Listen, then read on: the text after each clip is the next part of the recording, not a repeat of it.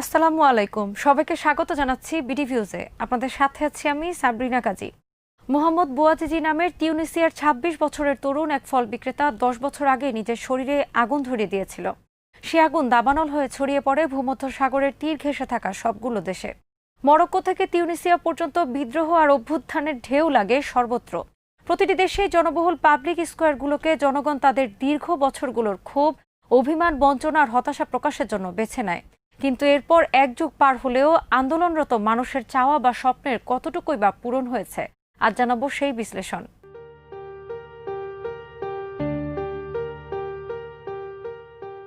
বোয়াজিজি নিজের শরীরে আগুন দিয়েছিলেন রাষ্ট্রীয় পৃষ্ঠপোষকতায় অব্যাহত দুর্নীতি ও নৃশংসতার প্রতিবাদ হিসেবে। কিন্তু বোয়াজিজি এখন তিউনিসিয়ার জন্য নিছকই একটি ইতিহাস। তার মৃত্যু যে বিপ্লবের সূচনা করেছিল তাও এখন মৃতপ্রায়। বোয়াজিজির পরিবার এই ঘটনাকে কাজে লাগিয়ে বহু আগেই চলে গেছে কানাডায়। বোয়াজিজির বাড়ির আশেপাশের এলাকাটির নাম সিদি বাউজিদ, কিন্তু এখন সে এলাকার সাথে তার পরিবারের কোনো সম্পর্ক আর অবশিষ্ট নেই। যে বোয়াজিজি একটা সময় অনেকের কাছেই ছিল স্বপ্নের নায়ক, এখন অনেকের কাছেই সে অভিশাপ। স্থানীয় নাগরিকেরা প্রায় তার ছবির দিকে তাকিয়ে বলেন, আমরা এ ছবিটিকে আর ধারণ করতে চাই না, ও আমাদের জীবনটাকে ধ্বংস করে দিয়েছে।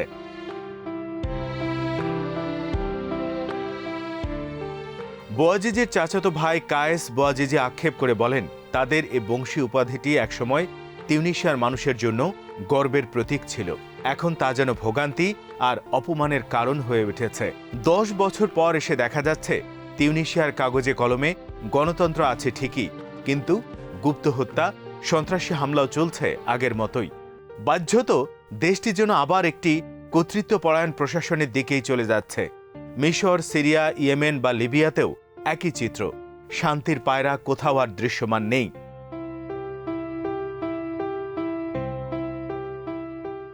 তিউনিসিয়ার জনগণ আগে সরকারের সমালোচনা করতে যতটা ভয় পেত, এখন তার চেয়েও অনেক বেশি ভয় পায়।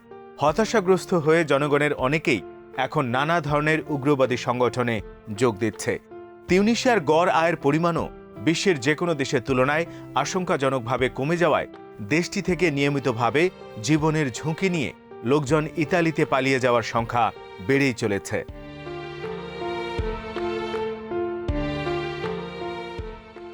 কেন আরব বসন্ত থেকে প্রত্যাশিত ফল পাওয়া গেল না? এর পেছনে রয়েছে নানান কারণ। আরব বসন্তের পর মধ্যপ্রাচ্যের দুটো প্রভাবশালী দেশ সংযুক্ত আরব আমিরাত ও সৌদি আরব নিজেদের মতো করে খেলা খেলে যাওয়ায় জনগণের বিপ্লব বহু আগেই জনগণের কাছ থেকে হাইজ্যাক হয়ে গেছে। ঘটনা প্রবাহ বলছে, আরব আমিরাত ও সৌদি আরব বিপ্লবের সময় দৃশ্যত চুপ থাকলেও কার্যত তারা সবসময় কায়েমি স্বার্থের পক্ষে অবস্থান নিয়েছে। যে দেশগুলোতে আরব বসন্তের প্রভাবে বিপ্লব হয়েছে সেখানকার গণতন্ত্র বিরোধী প্রশাসকদেরকেই সৌদি ও আমিরাত প্রত্যক্ষ ও পরোক্ষভাবে সাহায্য করে গেছে।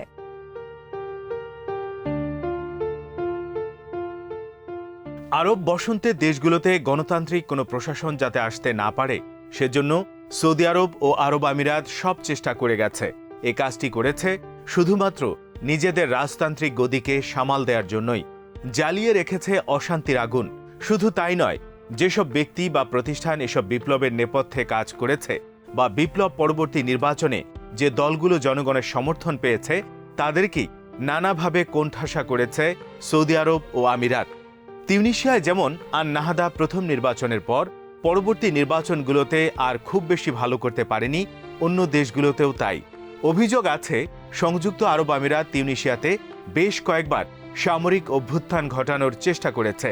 তিউনিসিয়ায় কোনো শক্তিশালী গণতান্ত্রিক কাঠামো যেন গড়ে উঠতে না পারে সেজন্যই আমিরাত এমনটা করেছে।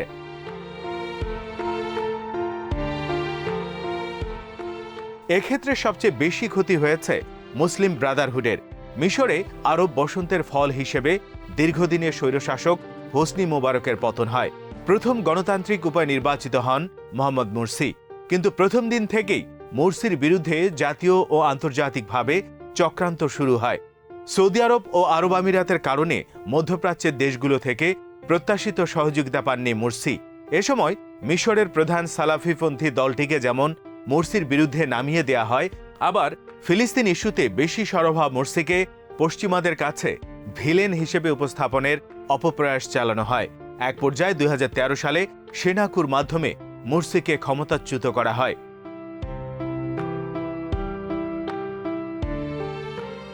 আরব আমিরাত ও সৌদি আরব প্রকাশ্যে মিশরের স্বৈরাচারী সেনাশাসক আব্দুল ফাত্তাহ সিসিকে সমর্থন দিয়ে যায়। এখন পর্যন্ত অর্থকড়ি ও অনুদান দিয়ে সিসিকে এ দুটি দেশেই টিকিয়ে রেখেছে। কিন্তু যে স্বৈরাচারী শাসক মোবারকের হাত থেকে মুক্তি পাওয়ার জন্য মিশরের জনগণ সংগ্রাম করেছিল, 10 বছর পর এসে তাদেরকে একই স্বৈরাচারী শাসনের অধীনেই থাকতে হচ্ছে। শুধুমাত্র শাসকের নাম পাল্টেছে। সংযুক্ত আরব আমিরাত ও সৌদি আরব উভয় দেশই মুসলিম ব্রাদারহুডকে সন্ত্রাসী সংগঠনের তালিকায় অন্তর্ভুক্ত করে এবং দলটির নেতাকর্মীরা অত্যাচার ও নির্যাতনের শিকার হয়েছে।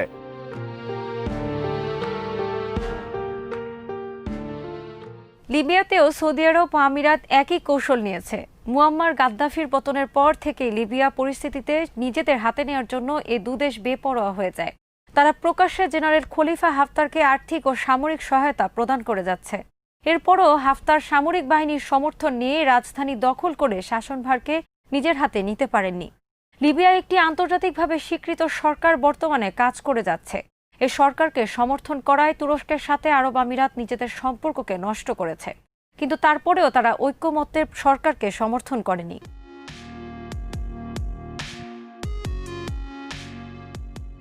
গণতান্ত্রিকভাবে কার্যকর কোনো সরকারকে সমর্থন করার দৃষ্টিভঙ্গি আরব আমিরাত বা সৌদি আরব কেউই লালন করে না। তুরস্ক যেভাবে এখন উত্তর আফ্রিকার দেশগুলোর উপর নিজের প্রভাব বিস্তার করছে, তা এ দুটো দেশ মোটেও মানতে পারছে না।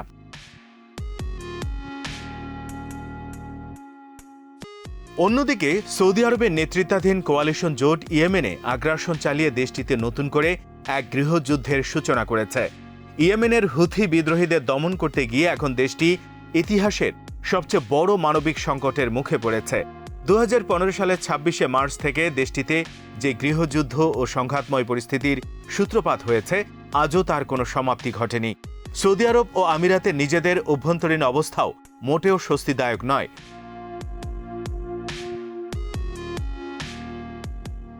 সংযুক্ত আরব আমিরাতে সরকার বিরোধী দৃষ্টিভঙ্গির যেসব ব্যক্তিত্ব ও সংস্থা রাষ্ট্রীয় সংস্কারের দাবি তুলেছিল, তাদের সবাইকে রাষ্ট্রের জন্য হুমকি আখ্যা দিয়ে জেলে নেওয়া হয়েছে। দীর্ঘদিন থেকেই আমিরাতে একটি গ্রহণযোগ্য নির্বাচনের কথা বলা হলেও সেদিকে আমিরাতি নীতি নির্ধারকদের ন্যূনতম আগ্রহ না থাকায় প্রত্যাশিত নির্বাচনও আর করা যায়নি।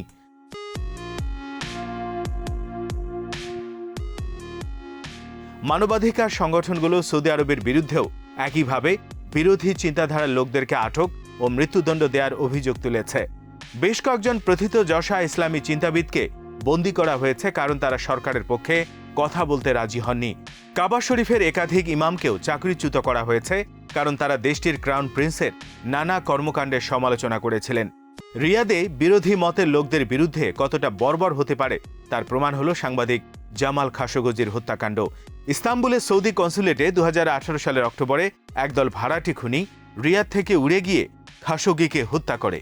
পরবর্তীতে এ হত্যার পেছনে সৌদি ক্রাউন প্রিন্স মোহাম্মদ বিন সালমানের সংশ্লিষ্টতা প্রমাণ হয়।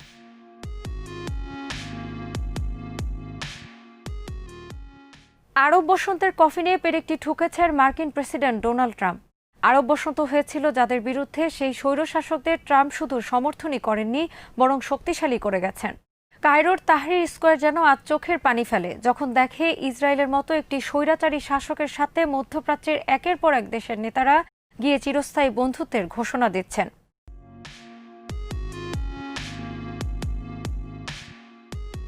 আরব দেশগুলো জনগণের মধ্যে এখন দুটি ব্লকের লড়াই নিয়ে সংশয় থাকতে হয়। একটি হলো ইরানের সাথে উপসাগরীয় অঞ্চলের দেশগুলোর বিরোধ। এই বিরোধের চূড়ান্ত খেসারত দিতে হচ্ছে লিবিয়া ও সিরিয়াকে। আর দ্বিতীয় বিরোধটি হলো মুসলিম ব্রাদারহুডের সাথে আরবের রাজতান্ত্রিক সরকারগুলোর বিরোধ। এই দুটি বিরোধকেই ভেতর থেকে উস্কানি দিচ্ছে ইসরায়েল। তারা এক এক সময় এক একটি কার্ড ব্যবহার করে এই বিরোধে ফায়দা হাসিল করতে চায়। এরই অংশ হিসেবে সৌদি আরব ও ইসরায়েল মিলে ইরানের বিরুদ্ধে একটি পারমাণবিক বোমা বানানোর গল্প রচনা করে। মার্কিন যুক্তরাষ্ট্র সে গল্পে বিশ্বাস রেখে 2015 সালে ইরানের সাথে একটি চুক্তিও করে, যা মধ্যপ্রাচ্য পরিস্থিতিকে নিয়ন্ত্রণের বাইরে নিয়ে যায়।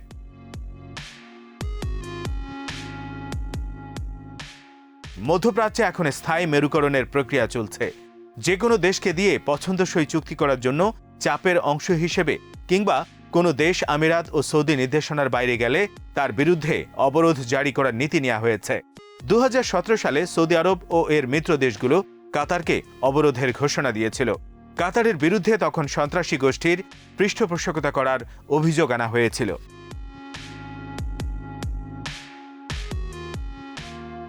2009 সালে ভূমধ্যসাগরে নতুন করে গ্যাস ফিল্ডের সন্ধান পাওয়ার পর থেকে মধ্যপ্রাচ্যকে ঘিরে নানা ধরনের ষড়যন্ত্র ও চক্রান্তের ডালপালা মেলতে শুরু করে। আরব বসন্তে 10 বছর পর এসে বলা যায়, আরব বসন্ত নিয়ে উৎসব করার মতো খুব কম কিছুই এখন অবশিষ্ট আছে। প্রত্যাশাগুলো অনেকটাই হারিয়ে গেছে।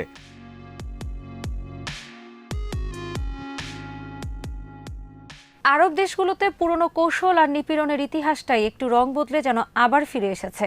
আবারও সেই অস্ত্র চুক্তি, জ্বালানি উৎস নিয়ে কারাকারি আর স্বৈরশাসকের বর্বরতায় দীর্ঘশ্বাস শোনা যাচ্ছে গোটা আরব আর উত্তর আফ্রিকা জুড়ে। আজ এখানেই শেষ করছি। সবাই ভালো থাকুন, সুস্থ থাকুন আর দেখতে থাকুন বিডি ভিউজ। চ্যানেলটি ভালো লাগলে সাবস্ক্রাইব করুন। সংযুক্ত থাকুন আমাদের ফেসবুক পেজে। আল্লাহ হাফেজ।